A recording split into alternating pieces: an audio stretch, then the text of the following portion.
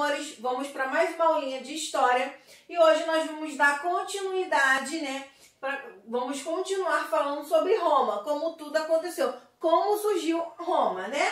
Na aula passada eu falei sobre a origem, né, da história, as atividades econômicas. Agora nós vamos começar a falar sobre o primeiro sistema de governo, como que era governado Roma antigamente. Segundo a tradição, Roma teria tido 7 reis. Nem eram reis com poderes absolutos, nem governavam por hereditariedade. Para exercer o poder, dependiam do apoio dos donos de terras e das pessoas mais ricas. Eram escolhidos também por uma assembleia, a Assembleia Curial, que tinha um poder limitado pelo Senado. Órgãos de governo nessa época eram. Aí a tia vai falar. Então, o governo de antigamente, lembra que na época quando a tia falou sobre o Egito, sobre a Mesopotâmia, o governo era hereditário, né? Ia passando de pais para filho. O rei sou eu. Eu tinha o meu filho, quando eu morresse, o meu filho que ia comandar o meu império.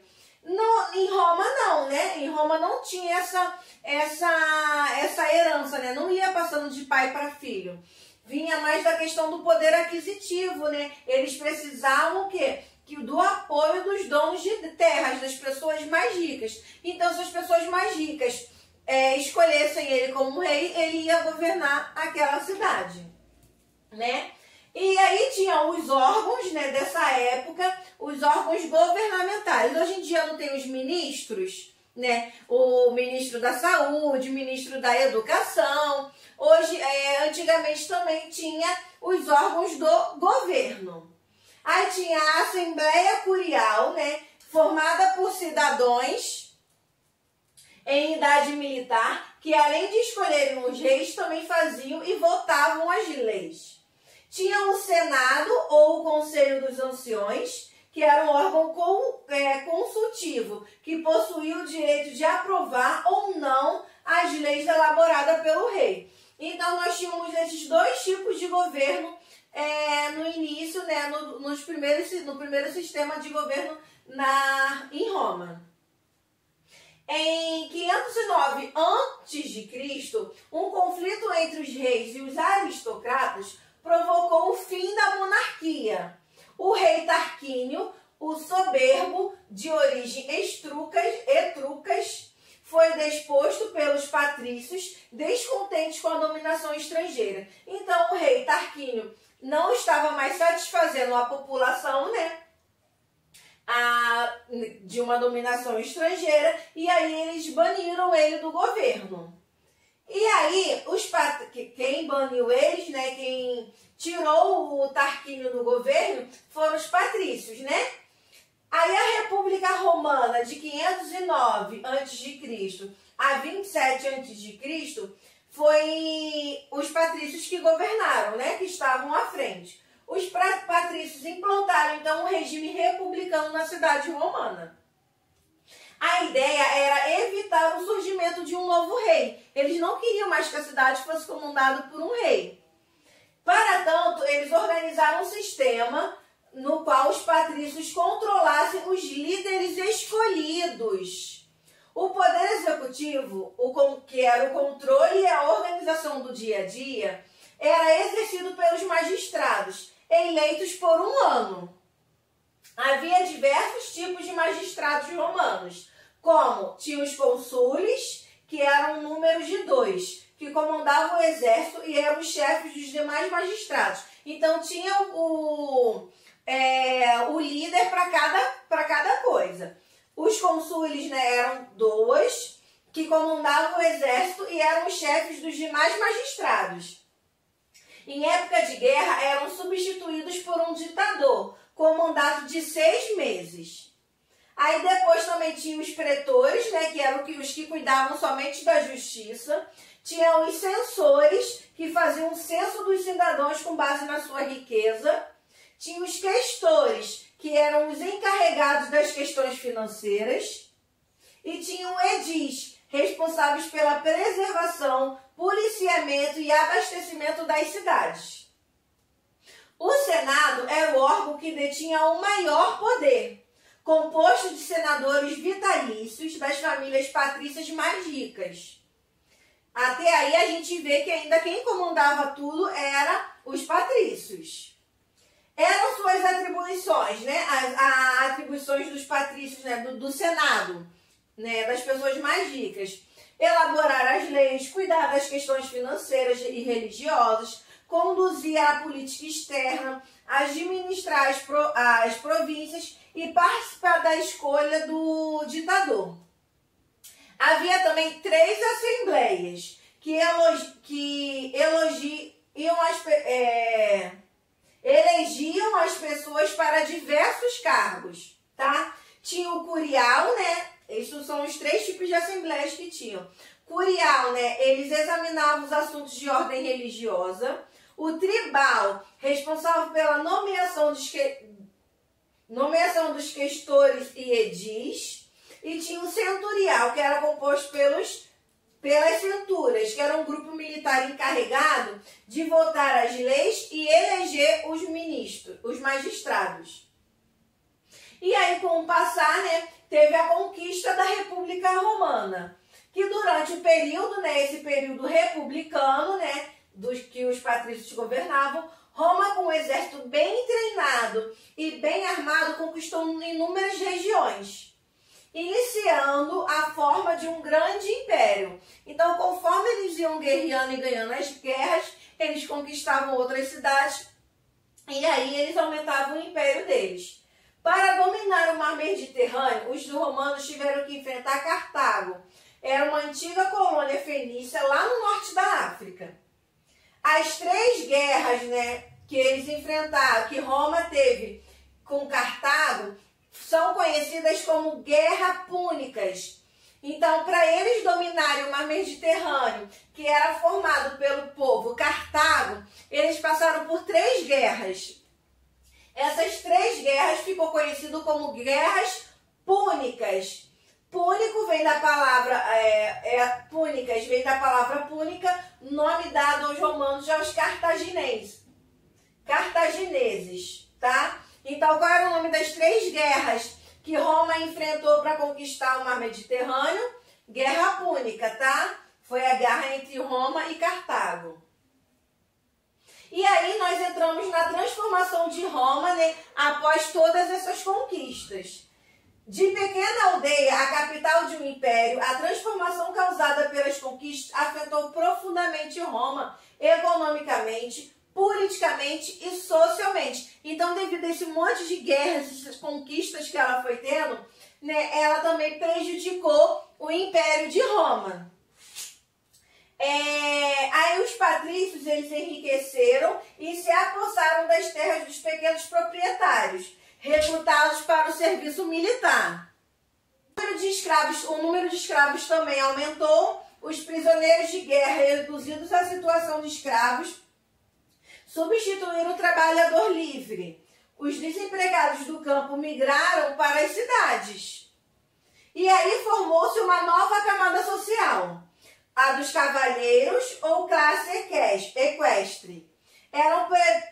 O que eram eles, né? Eram os plebeus que enriqueceram cobrando impostos e fornecendo víveres ao exército e que ganharam autorização de explorar novas terras ricas em minérios. E também o que aconteceu também? Os pequenos proprietários empobreceram, já não tinham muito dinheiro. Com toda essa crise, eles empobreceram, né, pois muitos produtores das regiões dominadas chegavam a um preço muito baixo, competindo com o produto local. Gradativamente, né, os romanos foram um imenso império. Conforme passou por essa crise, teve todas as guerras, Roma se formou um grande império, né? Transformando o mar Mediterrâneo num verdadeiro lago romano. Como eles diziam, o maré nosso mar, né? Durante sua expansão, Roma constituiu um poderoso exército, cujas funções iam além da guerra. A base da riqueza romana constituía-se na exploração das regiões anexadas eram dos povos conquistados que Roma conseguia escravos, cobrava impostos, controlava mais terras, fazia comércio e extraía riquezas, como ouro, prata e outros metais também. Então, portanto, a guerra era o principal combustível do império. Era das guerras que Roma conseguia ganhar as coisas, né? Que conseguia ganhar os escravos. Então, Roma ia lá na outra cidade, guerreava, ganhava, a população daquela cidade se tornava minha escrava. O imperador, ele detinha os poderes absolutos, não era mais rei, passou a ser imperador. Ele detinha os poderes absolutos, comandava o exército e legislava por meio de editos, decretos e mandatos. Ao Senado, restou a posição de conselheiro do imperador. Otávio foi o primeiro imperador que governou de 27 anos de Cristo a 14 anos antes de Cristo. Em seu governo, o que aconteceu no governo do primeiro imperador Otávio? Foi criada a guarda pretoriana com a função de dar proteção ao imperador e à capital. Foi dado incentivo à agricultura, ao comércio e à indústria. Foi organizado um novo sistema de imposto. Ocorreram várias obras públicas, gerando empregos para os plebeus. Então, no governo, no império, quando Otávio teve o mandato dele, ele que governou a cidade, Roma ali pôde dar um crescimento maior, Para ganhar popularidade, Otávio adotou a política do pão e circo. O que era isso? Ele distribuía trigo para a população pobre e organizava espetáculos de circo para diverti-la. Nesses espetáculos que a cidade de Roma realizavam, eles realizavam no Coliseu. E havia lutas entre os gladiadores, enfrentamento de animais selvagens e outros números violentos também, tá? Aí a tia trouxe, até uma imagem para vocês estarem vendo. Aqui é o Coliseu, tá vendo? As pessoas sentadinhas. E tinha, o leão, Não sei o que o leão ia fazer aqui. As pessoas sentadas. Então, dentro desse Coliseu, acontecia vários espetáculos, para poder ele ganhar popularidade com os plebeus, com as pessoas mais pobres. E aí, a partir do século III, o Império de Roma foi marcado por inúmeras crises. Dentre as quais se destacam foi a crise do escravismo. O escravo ele era a base da economia romana, da sua riqueza. Era ao mesmo tempo mão de obra e mercadoria também. No entanto, desde o final do século II, os romanos praticamente pararam as guerras de conquistas. Então, eles não estavam mais conquistando as guerras, o que diminuiu muito o número de escravos à venda. Assim, os escravos foram se tornando raros e caros, porque eles não ganhavam as guerras, então eles não tinham dinheiro para estar comprando muitos escravos, porque o preço deles foi aumentando. Então, aí surgiu a crise do Império Romano, Devido essa crise do Império Romano, nós chamamos de crise do escravismo, porque conforme a Roma não ganhava as guerras, ele não tinha como arcar com um custo, então ele não tinha como comprar escravos. Conforme os escravos se tornavam raros, eles também se tornavam caros. Tentando salvar o Império Romano da crise generalizada, várias medidas foram tomadas ao longo dos anos, sem que nada resultasse em mais estabilidade. E aí, conforme foi passando os anos, a gente hoje sabe que não existe mais a escravidão. A atividade do livro que vocês têm que fazer de história é da página 336 até a 341.